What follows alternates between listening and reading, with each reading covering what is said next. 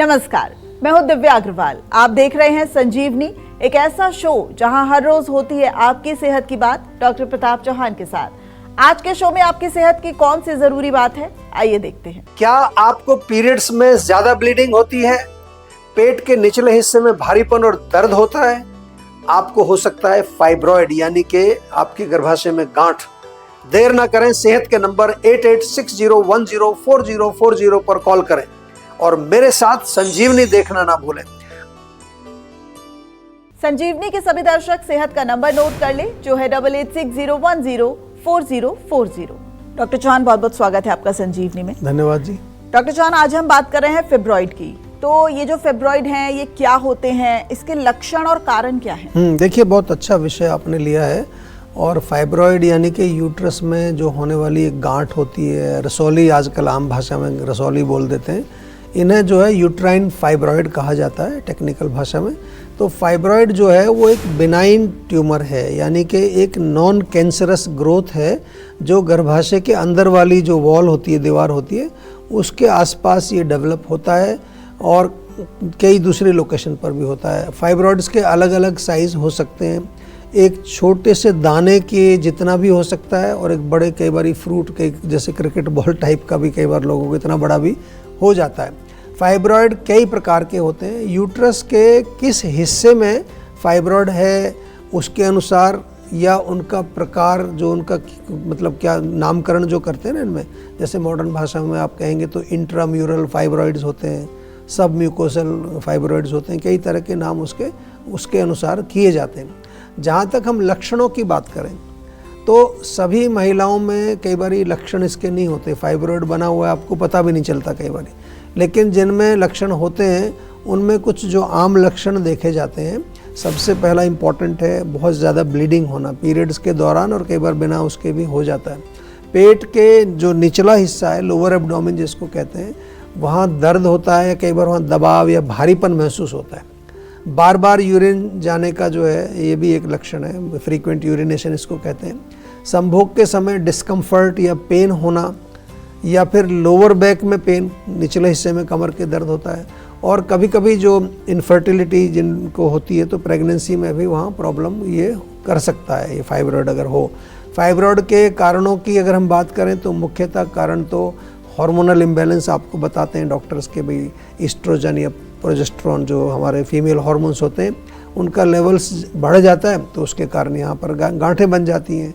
Genetic factors भी हमने देखे हैं, यदि फैमिली हिस्ट्री आपकी है तो चांसेस आपके और बढ़ जाते हैं। मोटापा एक बहुत बड़ा कारण है, ज़्यादा बॉडी फैट अगर हो तो उससे भी हमारे हार्मोन्स लेवल बिगड़ जाते हैं। बहुत सारे फीमेल्स में मोटापे के कारण पीरियड भी आना बंद हो जाता है। और बहुत कम उम्र में जिनको पीरियड शुरू हो जाते हैं, वो भी मैंने एक कनेक्शन इसका देखा है, तो उनको आगे चल के फाइब्रॉइड होने के चांसेस होते हैं। आयुर्वेद के अनुसार अगर हम बात करें तो फाइब्रॉइड्स के जो मुख्य कारण हैं, हम अपनी भाषा में कहें तो वात और कफ दोष की अधिकता, क्योंकि वात वहाँ पर जो है कुछ लोअर अपान वायु में डिस्टर्बेंस होती है, कफ डिपॉजिट हो जाता है। आम भी हम कह सकते हैं, जिसको हम बार बार कहते हैं, आम का वहाँ जमना। और अगर थोड़ा और टेक्निकल समझें तो रक्त धातु जो ब्लड है हमारा, एंड मांस धातु जिसको हम मसल्स बोलते हैं, ये दोनों धातु दूषित हो जाते हैं। गर्भाशय संबंधित रोगों का वर्णन और चिकित्सा आयुर्वेद में बहुत विस्तार से किया गया है और उनका प्रयोग भी हम करते हैं। नेचुरल और आयुर्वेदिक उपचार यदि आपको चाहिए ऐसे रोगों का, चाहे वो फाइब्रॉइड है या गर्भाशय से रिलेटेड और बहुत सारी बीमारियां होती हैं, तो डेफिनेटली आप जीवा में संपर्क कर सकते हैं। हमारे यहाँ पर कई एक्सपर्ट डॉक्टर्स हैं, कई फीमेल डॉक्टर्स जो हमको आयुर्वेदिक गायनोकोलॉजिस्ट हम कई बार उनको बोलते हैं, तो वो काफ़ी एक्सपर्ट हैं ऐसे रोगों की चिकित्सा में। तो बिल्कुल निसंकोच आप जीवा में संपर्क कीजिए। तो आप देर न करें और सेहत के नंबर पर फौरन कॉल करें। हमारा सेहत का नंबर है 8860104040।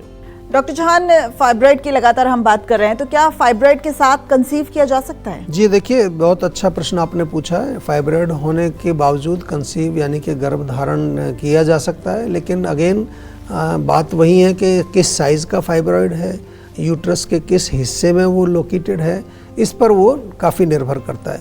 फाइब्रॉइड यदि छोटे साइज़ का है और यूट्रस की लाइनिंग को इफ़ेक्ट नहीं करता है वो, और अगर फाइब्रॉइड का कोई सिम्टम कई बार दिखता ही नहीं है, कोई लक्षण नहीं है, ब्लीडिंग हैवी नहीं हो रही है, पेन नहीं है, तो प्रेगनेंसी नॉर्मल हो सकती है और डिलीवरी भी नॉर्मल होती है। और डिलीवरी का तो खैर बहुत अभी नहीं कह सकते, वो कई बार सिजेरियन भी होता है, लेकिन प्रेगनेंसी हेल्दी रहती है, हेल्दी बेबी आपका हो सकता है। बहुत सारी महिलाओं में जो फाइब्रॉइड होते हुए भी हमने देखा है कि किसी तरह की दिक्कत उनको नहीं होती है और हेल्दी बेबी को वो जन्म देती हैं।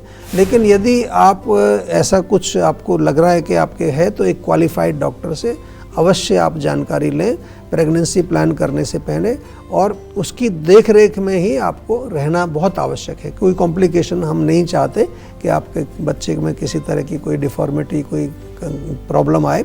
तो एक अच्छे क्वालिफाइड हमारे आयुर्वेदिक डॉक्टर, जैसे मैंने कहा, तो उनसे आप संपर्क में रहकर फिर प्रॉपर प्लानिंग आप प्रेगनेंसी की डेफिनेटली कर सकते हैं। डॉक्टर चौहान, क्या फाइब्रॉइड के समय में अगर किसी को फाइब्रॉइड है तो फिर क्या पेट फूला हुआ लगता है क्या? जी देखिए, जैसा मैंने बताया कि फाइब्रॉइड्स के कारण पेट फूला हुआ, खासतौर से जो हमारा लोअर एब्डोमेन है या उसमें कई बार सूजन टाइप की आपको जो है वहाँ महसूस होना, ये बहुत कॉमन एक लक्षण है फाइब्रॉइड्स का। लेकिन ये भी डिपेंड करता है कि फाइब्रॉइड का साइज़ कितना है, फाइब्रॉइड यूट्रस के किस हिस्से में है, किस जगह में है, कितने फाइब्रॉइड्स हैं, ये इस पर भी निर्भर करता है, सिंगल है, मल्टीपल है। और इसके अलावा लोअर एब्डोमेन में हैवीनेस या टाइटनेस अगर हो जाती है तो ये डेफिनेटली इन सारे फैक्टर्स पर आपको डिपेंड करता है। कई बारी जो फीमेल है वो बताती है कि कपड़े थोड़े टाइट हो गए हैं या वेस्ट थोड़ी बढ़ गई है, तो डेफिनेटली इस तरह के लक्षण हमने देखे हैं, वो कंप्लेन हमें मिलती है उस तरह की। डॉक्टर चौहान, क्या शारीरिक संबंध के समय में फाइब्रॉइड की वजह से दर्द हो सकता है? जी देखिए, शारीरिक संबंध यानी जो सेक्सुअल इंटरकोर्स के दौरान दर्द होने का एक मुख्य कारण फाइब्रॉइड्स भी डेफिनेटली हो सकता है। ख़ास तौर पर अगर फाइब्रॉइड्स जो है यूट्रस के अंदर ग्रो कर रहे हैं या फिर जो है पीछे की तरफ जो है, पीछे की जो हिस्सा है वहाँ पर हो, या सर्विक्स में भी कई बार सर्विक्स के आसपास फाइब्रॉइड हो, तो वहाँ पर अगर हो तो पेन डेफिनेटली हो सकता है। लेकिन ध्यान ये रखना है कि सेक्सुअल इंटरकोर्स में यदि पेन हो रहा है तो उसके अन्य कारण भी हो सकते हैं, जैसे गर्भाशय में सूजन हो, एंडोमेट्रियोसिस आपने एक नाम सुना होगा, या वेजाइनल ड्राइनेस हो जाती है कई बारी, ओवेरियन सिस्ट जिन लोगों को होते हैं। और बहुत सारे केसेस में हमने देखा है यदि मानसिक या इमोशनल तनाव फीमेल को है तो because then she is not enjoying it, वो मेंटली या इमोशनली वहाँ प्रेजेंट नहीं है, तो भी पेन कई बारी जो है कंप्लेन करते हैं। तो कारण और भी होते हैं, लेकिन फाइब्रॉइड भी एक कारण उसका हो सकता है। तो अब देर न करें और सेहत के नंबर पर फौरन कॉल करें। हमारा सेहत का नंबर है 8860104040। डॉक्टर चौहान, क्या फाइब्रॉइड की वजह से थकान, कमजोरी, इस तरह के लक्षण होते हैं क्या? जी देखिए, बिल्कुल फाइब्रॉइड्स के कारण थकान और कमजोरी होना एक कॉमन एक सिम्टम है, क्योंकि फाइब्रॉइड्स के दौरान बहुत ज़्यादा ब्लीडिंग होती है, जैसा मैंने पहले भी शुरू में बताया। और उससे होगा क्या कि हीमोग्लोबिन कम हो सकता है और फिर एनीमिया हो जाता है, और एनीमिया होता है तो खून की कमी यानी कि होने के कारण थकान, क्रॉनिक फटीग, कमजोरी, चक्कर आना, कई बार चेहरा वाइटिश हो जाता है, पीलापन चेहरे पर दिखता है, तो ये सब लक्षण हो सकते हैं। और हार्मोनल इम्बैलेंस के कारण और जो है जब पेन होता है या नींद नहीं आती कई बार रात को, ये भी होता है ना, ज़्यादा दर्द हो तो रात को नींद नहीं आएगी, और नींद नहीं आएगी तो फिर उसके कारण भी अगले दिन आपको दिन में थकान और कमजोरी हो सकती है। तो डेफिनेटली ये एक फैक्टर देखने को मिलता है। एक जो सबसे बड़ी चिंता की बात रहती है डॉक्टर सर कि फाइब्रॉइड की वजह से क्या कैंसर हो सकता है? जी देखिए, ये भी बहुत अच्छा आपने प्रश्न पूछा है। आमतौर पर जैसा मैंने शुरू में बताया, फाइब्रॉइड्स जो है वो नॉन कैंसरस बेनाइन ट्यूमर्स इनको कहते हैं, ये बेनाइन ग्रोथ है और यूट्रस में डेवलप होते हैं। इन्हें मेडिकल भाषा में मियोमास बोलते हैं, आपको डॉक्टर बताएंगे।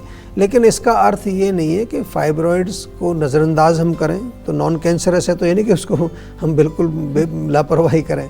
रोग कोई भी हो, उसका प्रॉपर उपचार शीघ्र अतिशीघ्र हमको करना ही चाहिए।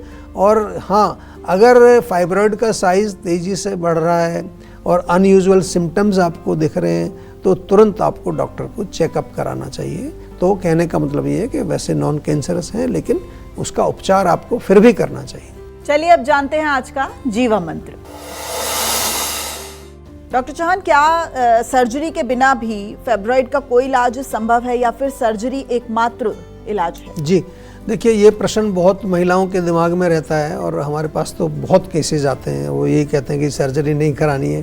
तो हमने तो अभी काफ़ी डिटेल में फाइब्रॉइड्स के बारे में आपको बताया कि गर्भाशय में जो रसौली महिलाओं में एक कॉमन रोग है, बहुत ज़्यादा अनकॉमन नहीं है। काफ़ी आजकल तो बहुत सारे महिलाओं के यूट्रस ऑलरेडी रिमूव भी हो गए हैं। जीवा में बहुत सारी फीमेल्स, जैसे मैंने कहा, ये इस रोग को लेकर आती हैं। हम इसका उपचार भी करते हैं। सभी केसेस में सर्जरी आवश्यक नहीं होती। आयुर्वेदिक मेडिसिन्स और पंचकर्म थेरेपीज़ के अच्छे रिजल्ट्स इसमें हमने देखे हैं, लेकिन ये मोस्टली डिपेंड करता है अगेन कि फाइब्रॉइड का साइज़ कितना बड़ा है, फाइब्रॉइड कहाँ पर जो है लोकेटेड है, एक है या मल्टीपल फाइब्रॉइड्स हैं, सिम्टम्स अगर नहीं हैं, कई बार मैंने कहा ना एसिम्प्टोमेटिक होता है, तो फिर उसके में सर्जरी की आवश्यकता कई बार नहीं पड़ती।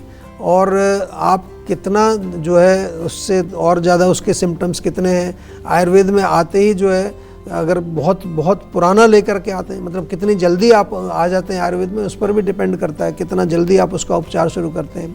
अगर फाइब्रॉइड छोटे होते हैं, सिम्टम्स उसमें नहीं है, तो ट्रीटमेंट में सर्जरी की ज़रूरत बिल्कुल नहीं है। ये मॉडर्न मेडिसिन में भी डॉक्टर आपको बताते हैं। अगर कोई अच्छे डॉक्टर होंगे तो आजकल कई बार सर्जरी के चक्कर में कई बार कर भी देते हैं, लेकिन इंटरनल मेडिसिन जो आयुर्वेद में दी जाती हैं, साथ में डाइट है, हमारा पूरा माइंड वेलबींग है, उसमें हमारे योगाचार्य आपके साथ जुड़ते हैं, तो जो हमारा आयोनिक ट्रीटमेंट प्रोटोकॉल जिसको हम बोलते हैं, और उसके साथ साथ जो है हमारे जो सुपर स्पेशलिस्टिक के जो प्रोटोकॉल्स हैं वो हम इसमें प्रयोग करते हैं। लेकिन अगर फाइब्रॉइड्स बहुत ज़्यादा बड़े हैं, ब्लीडिंग बहुत ज़्यादा हो रही है और कोई भी दवाई आप उसमें काम नहीं कर रही है, तो फिर वहाँ कर हम लोग भी कई बार सर्जरी एडवाइस करते हैं। कोई ऐसा नहीं कि हर किसी को हम ज़बरदस्ती लगा के रखते हैं कि आप जो है बिल्कुल आयुर्वेद से ठीक हो जाएंगे, ऐसा नहीं है। कहीं कहीं पर सर्जरी जहाँ आवश्यक है तो हमारे डॉक्टर्स वो भी आपको सजेस्ट करते हैं, लेकिन फिर बार बार हम यही कहेंगे कि अगर आपको यूट्राइन फाइब्रॉइड्स हैं तो एक क्वालिफाइड आयुर्वेदिक डॉक्टर्स हमारे जीवा में उपलब्ध हैं, उनसे डेफिनेटली अच्छी तरह से बात करिए, अपनी रिपोर्ट शेयर करिए। और फाइब्रॉइड्स को प्रिवेंट करने का तरीका ज़रूर मैं आपको थोड़ा सा यहाँ शेयर करना चाहूँगा कि यदि आप अपनी मेंस्ट्रुअल साइकिल को नॉर्मल रखने का पूरा ध्यान रखें, बहुत इम्पॉर्टेंट है। मेंस्ट्रुअल साइकिल में कई प्रकार की जो है अनियमितताएं हम देखते हैं, इरेगुलरिटीज़ उसमें आती हैं, और गर्भाशय संबंधित कोई भी लक्षण अगर आपको दिखे तो बिना देर उसका उपचार आपको करना चाहिए। साथ में वेट मैनेजमेंट बहुत इंपॉर्टेंट है, उसका मैंने पहले ही जिक्र किया। ओबेसिटी के कारण हार्मोनल इम्बैलेंस होता है जो फाइब्रॉइड बनने का एक कारण डेफिनेटली बनता है। और डाइट में जो है थोड़ा फाइबर युक्त डाइट लें, सीजनल फ्रूट्स, हरी सब्जियां, साथ में आप जो है होल ग्रेन्स खाइए, नट्स खाइए, मूंग चने के स्प्राउट्स खाइए। ये जो है सारी डाइट हार्मोन्स को बैलेंस करने का अच्छा काम करती है। जंक फूड, प्रोसेस्ड फूड, बहुत अधिक ऑयली, ग्रीजी और गरिष्ठ भोजन और मिठाई इत्यादि का सेवन आपको नहीं करना है। नियमित व्यायाम अवश्य जरूरी है, योग करें, वॉकिंग करें, लाइट एक्सरसाइज, ये बहुत अच्छा रहता है हमारे पूरे बॉडी के हार्मोनल सिस्टम को मेंटेन करने के लिए। और डेफिनेटली मानसिक तनाव और इमोशनल स्ट्रेस को भी आपको मैनेज करना है। स्ट्रेस भी हमारे हार्मोनल जो डिस्टर्बेंस में एक बहुत बड़ा रोल प्ले करती है। तो मैंने अपनी प्रैक्टिस में बहुत सारे ऐसे पेशेंट देखे हैं, ये मैं बहुत बार पहले भी शेयर कर चुका हूँ, जिनका यूट्राइन फाइब्रॉइड हो, ब्रेस्ट में गांठ हो, ओवरी में सिस्ट हो, उसका बहुत सीधा कनेक्शन मैंने उनके मेंटल और इमोशनल हेल्थ के साथ देखा है। इसलिए हमने बार बार जैसे कहते हैं कि जीवा आयोनिक ट्रीटमेंट प्रोटोकॉल हमने बनाए हैं, जीवा की सुपर स्पेशलिटी प्रोटोकॉल हमने बनाए, तो उनमें आप डेफिनेटली हमारे आयुर्वेदिक डॉक्टर के साथ साथ जो हमारे 3-4 और एक्सपर्ट हैं, माइंड वेलबींग कोच, योगाचार्य, डाइटिशियन, ये सब आपके साथ मिल करके एक अच्छा एक सटीक काम करते हैं। और आपसे मैं निवेदन यही करता हूँ कि अगर ऐसा कोई भी आपको गर्भाशय संबंधित रोग हो, इनफर्टिलिटी हो, कंसीव करने में प्रॉब्लम हो, तो आप डेफिनेटली जीवा में हमारे सेहत के नंबर पर कॉल करके आप संपर्क कर सकते हैं और हमारी क्लिनिक्स पर डायरेक्टली जाके डॉक्टर से मिल सकते हैं। तो टेंशन लेने से सेहत नहीं बनेगी, सेहत बनानी है तो सेहत का नंबर मिलाएं जो है 8860104040 और डॉक्टर चौहान की टीम के डॉक्टर से बात करके गुड हेल्थ पाएं। मूली के फायदे क्या हैं, मूली किसको खानी चाहिए और किसको नहीं, बताएंगे डॉक्टर चौहान। लेकिन एक छोटे से ब्रेक के बाद आप देखते रहिए संजीवनी। आप देख रहे हैं संजीवनी, सेहत की बात डॉक्टर प्रताप चौहान के साथ। हमारे सेहत के नंबर की लाइन 8860104040 4040 खुली हुई है। आप इस नंबर पर कॉल करें और अपनी सेहत की बात करें। चलिए अब वक्त है सेहत की संजीवनी का। डॉक्टर चौहान, मूली के क्या कुछ फायदे हैं और मूली किसको खानी चाहिए और किसको अवॉइड करनी चाहिए? देखिए, बहुत अच्छा ये आपने प्रश्न पूछा है। मूली एक कॉमन और बहुत ही लाभकारी सब्जी है। ऐसे तो काफ़ी आजकल तो पूरे 12 महीने मिलती है, लेकिन सर्दी के मौसम में जो मूली आती है उसको हम सीजनल कहते हैं। और आयुर्वेद और मॉडर्न साइंस दोनों के नज़रिए से ही मूली को काफ़ी उपयोगी माना जाता है। एक तो पाचन को सुधारती है मूली में फाइबर भी होता है, तो जो कॉन्स्टिपेशन, कब्ज़ वगैरह को दूर करती है। मूली लिवर और किडनी को डिटॉक्स भी करती है, हार्ट के लिए भी अच्छी है, और इसके अलावा जो है वेट लॉस भी कराती है अगर आप मूली का सेवन करते हैं।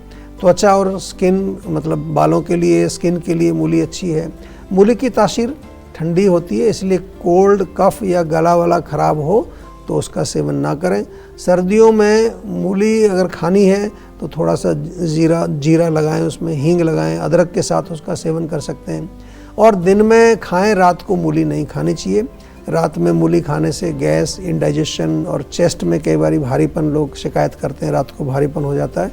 हमेशा ताज़ी मूली का ही प्रयोग आपको करना चाहिए। मूली के साथ दूध का सेवन ना करें, मूली के साथ फ्रूट्स का सेवन ना करें, क्योंकि इसको आयुर्वेद में विरुद्ध आहार माना गया है और रॉन्ग कॉम्बिनेशन जिसको हम कहते हैं। इससे फिर एलर्जी हो जाती है, स्किन के कई प्रॉब्लम्स लोगों को हो सकते हैं। तो डेफिनेटली मूली का आप जो है सेवन करिए, लेकिन सही तरीके से करिए। डॉक्टर चौहान, बहुत बहुत शुक्रिया आपका संजीवनी से जुड़ने के लिए और इतनी महत्वपूर्ण जानकारी। Thank you very much. सेहत बनानी है तो सेहत का नंबर मिलाएं और अपनी कॉल रजिस्टर कराएं। जीवा सेहत का नंबर है 8860104040। अगर सेहत से जुड़े आपके सवाल हैं तो ईमेल करें। जीवा की ईमेल आईडी है info@jiva.com। आप फेसबुक के जरिए भी जीवा से जुड़ सकते हैं। जीवा की फेसबुक आईडी है www.facebook.com/jiva ayurveda। और यूट्यूब पर जीवा शोज देखना ना भूलें और आज ही जीवा का यूट्यूब चैनल सब्सक्राइब करें, जो है www.youtube.com/jiva ayurveda। सेहतमंद रहने के लिए आयुर्वेद से जुड़ना, अच्छा खाना, अच्छा सोचना और हर रोज संजीवनी देखना बेहद जरूरी है। कल फिर होगी सेहत की बात डॉक्टर चौहान के साथ।